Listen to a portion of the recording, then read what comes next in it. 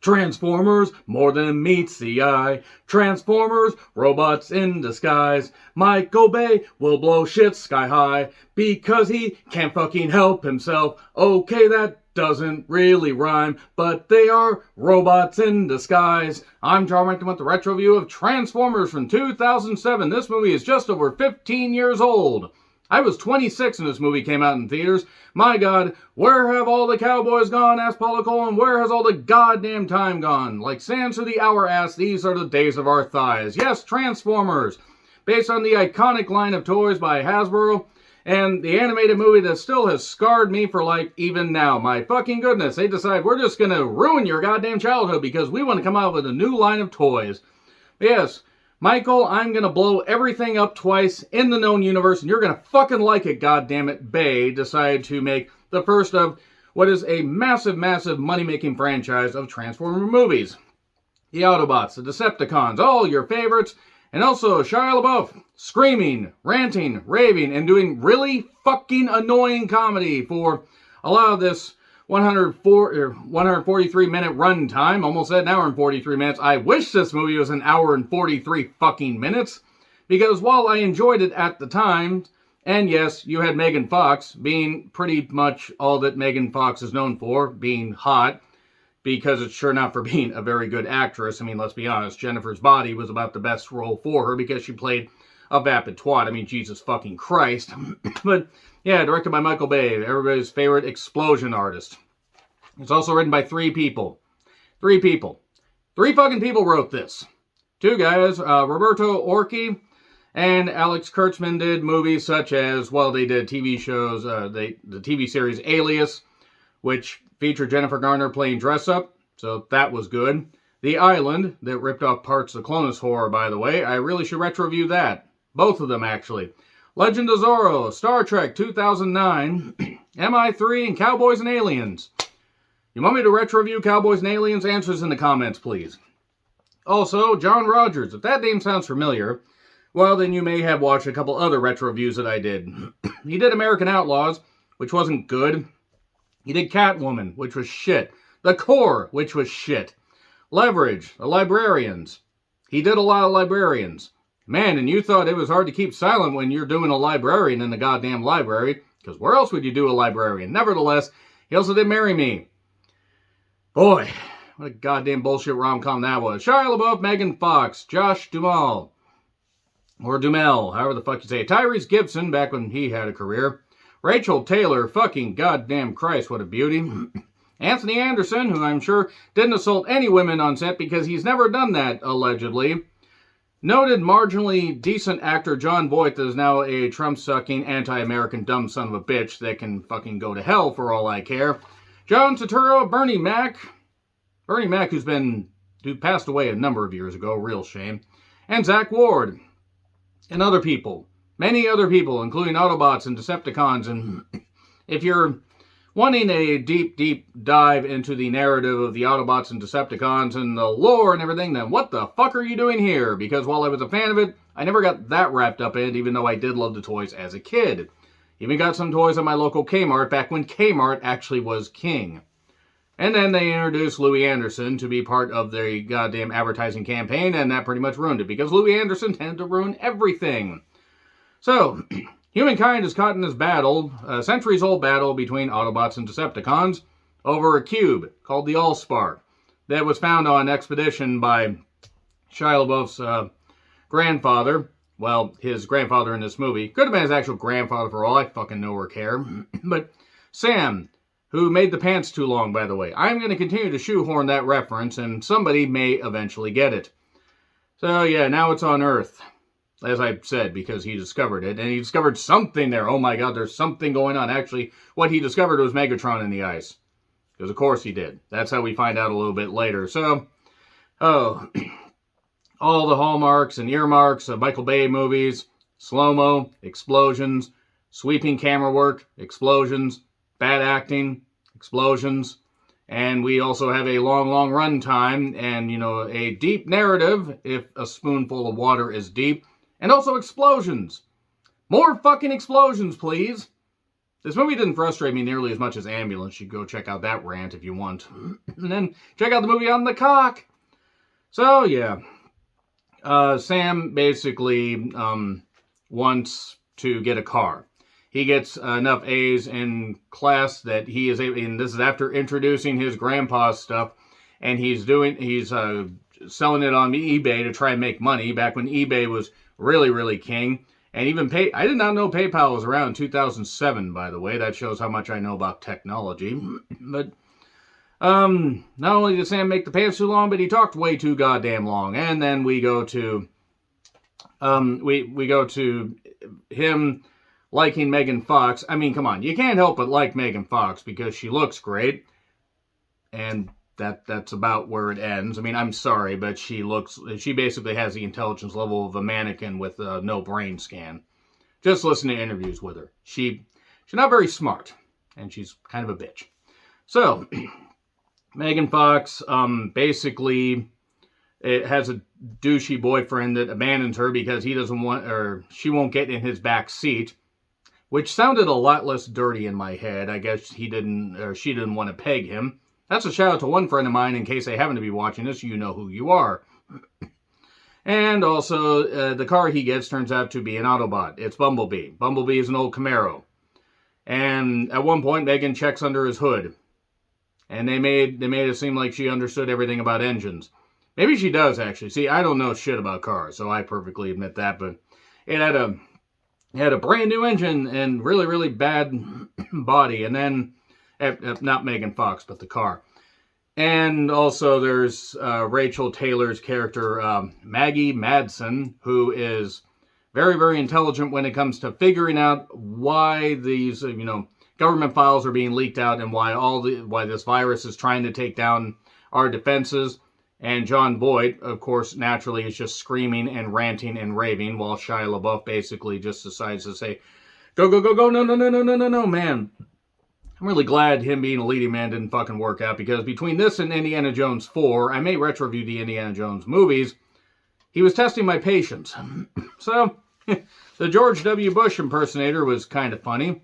He wanted an airline stewardess as opposed to a stewardess elsewhere to get him ding-dongs. No, that's not a euphemism. There's a weird robot running around and everything, a little annoying robot that they probably tried to make toys out of. And they're hacking Air Force One, and then Harrison Ford punched out the hacker saying, "Get off my plane." Starring director Das Boot, believe it or not. They got the Allspark. They found it. Well, actually, the Allspark is pretty easy to fucking find because it's hidden in the one military base that everybody somehow knows about a little bit later. So Sam sees Bumblebees and the other Autobots, and then he's not kidnapped, but he's arrested by police. Maggie figures out, hey, we need to get really, really advanced here. They were able to hack our defenses quickly. Like, it would take 20 years for a supercomputer. They did it in 10 seconds. Yeah, that's about how long I would last. But nevertheless, enough about that. Meanwhile, we have Josh Duhamel, Tyrese Gibson, and a few others that were on this mission that went up in Qatar. Qatar. I think it's Qatar. Is that how it's said? Qatar. Whatever the really, really hot fucking place is that no human should really be living in, from what I understand. Their base gets destroyed by a Decepticon, and then there's this scorpion Decepticon that's running around and trying to kill them. And oh yeah, to take this one boy and reunite him with his family and take the robot Decepticon there, that'll actually help ingratiate you with any people that are native to the region. So, how in the world would they have been able to, take down that robot scorpion with just a few firearms?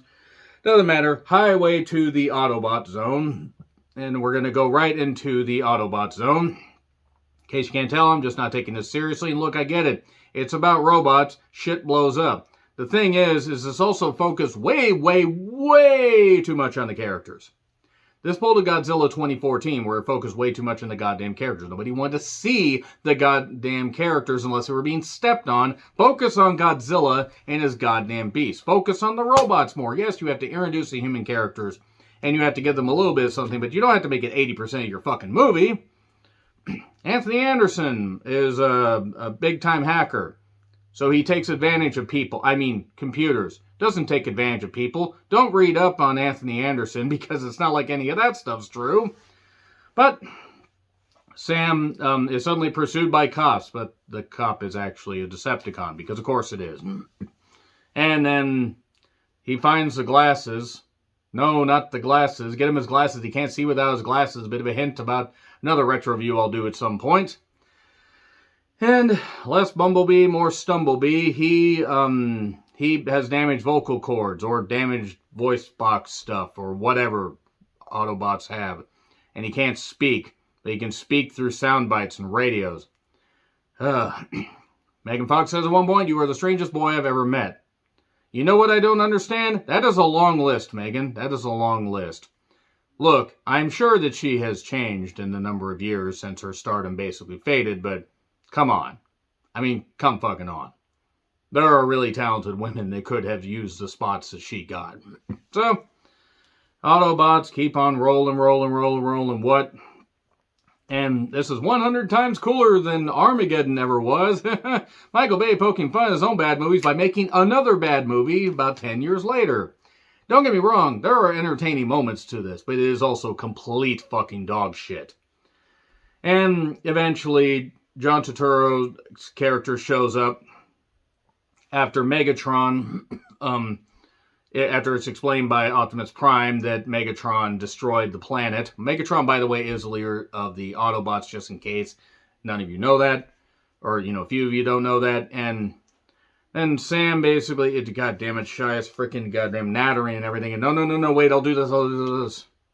It was funny for about 5 fucking minutes.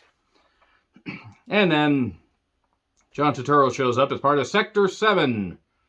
A secret government agency that not even the government knows about. Maybe our government isn't very smart, at least in these movies.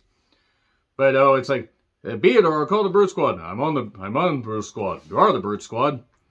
So yeah, John Turturro hands it up like crazy, and then they get arrested, or they get captured after the Autobots show up. But then the Autobots end up having an issue when Bumblebee gets captured, and because John Turturro, one of his henchmen, or one of his people with him, one of his fellow agents, was recording all this stuff on those Nokia phones that I'm sure will survive the goddamn apocalypse. So, yeah, it's hard to hunt down robots when they're 80 fucking feet tall and stumbling around. So, Optimus gets a rah-rah speech. Well, I'll sacrifice myself by putting the cube into my chest. That'll solve everything and guarantee we won't have a franchise that drones on and on and on.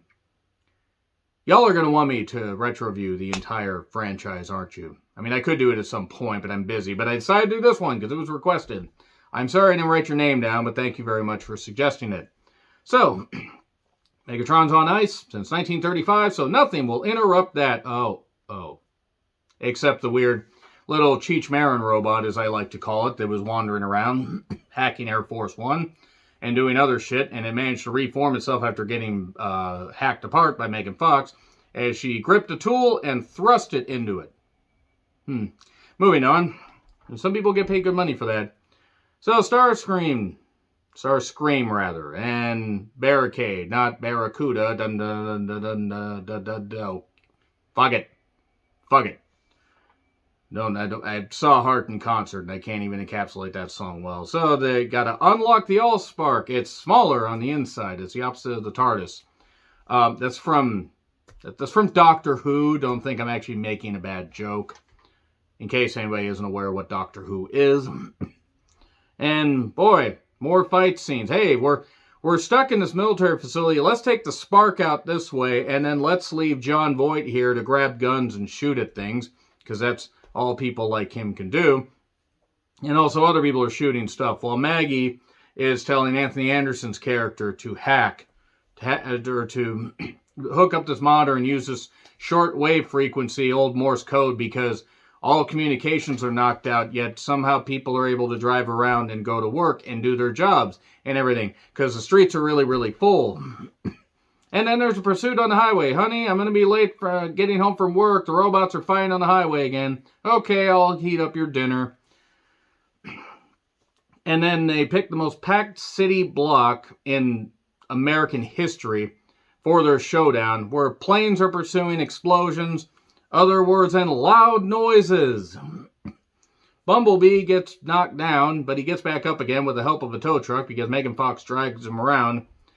And then Sam's going to take the spark. So in addition to making the pants too long, he also has to be in charge of humanity's safety. Does anybody get the Sam, you made the pants too long reference? Please, somebody tell me. So, humans don't deserve to live. They deserve to choose for themselves. Gee, sounds almost like you know how politicians are fighting now about certain issues. It's a woman's right to choose, by the way, you dumb fucks. So, this took forever. More explosions, more shit. Josh Duhamel at one point fires rockets into the crotch of a particular Decepticon. I think it was Starscream. I think maybe it was Barricade. I actually don't know because I stopped caring at this point. I actually know it was Barricade. And then one guy gets ripped apart. I think it was Jazz. Not the wrestler. She ripped herself apart every time she took a goddamn bump. Man, early 2000s wrestling fans are just screaming with laughter right now. And Sam must put the cube in Optimus Prime's chest, but no, I'm going to hold it up and unlock its power somehow and fry Megatron's heart or CPU or whatever. He just knows how to do that. Just knows how to do it. And everybody's safe, and Bumblebee decides to stay with the kids. But apparently, every other Autobot stays there too. And Megan Fox and Shia LaBeouf are together. And that's it. And much like humans, much like us, there's more to them than meets the eye. Yeah, that's pretty much it right there. That's pretty much it for Transformers. So yeah, let me know your thoughts in the comments. 15 years ago this movie came out. Fuck. 150 million spent on this. 700 million worldwide. With writing like that, this movie was doomed to basically not be taken seriously at all. Agree, disagree, what I said, like, share, subscribe, Twitter handle in the description. I'm John Retlin. I'll see you soon.